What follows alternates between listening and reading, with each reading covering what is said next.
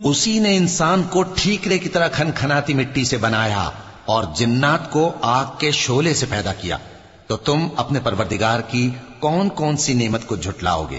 وہی دونوں مشرقوں اور دونوں مغربوں کا مالک ہے، تو تم اپنے پروردگار کی کون کون سی نعمت کو جھٹلاؤ گے؟ اسی نے دو دریا رواں کیے جو آپس میں ملتے ہیں، مگر دونوں میں ایک آڑ ہے کہ اس سے تجاوز نہیں کر سکتے، تو تم اپنے پروردگار کی کون کون سی نعمت کو جھٹلاؤ گے؟ ان دونوں دریاؤں سے موتی اور مونگے نکلتے ہیں، تو تم اپنے پروردگار کی کون کون سی نعمت کو جھٹلاؤ گے؟ اور جہاز بھی اسی کے ہیں جو سمندر میں پہاڑوں کی طرح اونچے کھڑے ہوتے ہیں، تو تم اپنے پروردگار کی کون کون سی نعمت کو جھٹلاؤ گے؟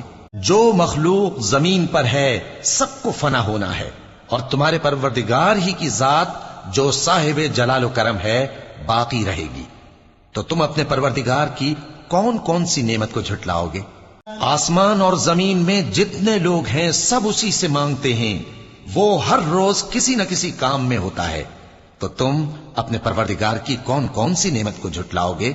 اے دونوں جماعتوں، ہم ان قریب تمہاری طرف متوجہ ہوتے ہیں، تو تم اپنے پروردگار کی کون کون سی نعمت کو جھٹلاؤ گے؟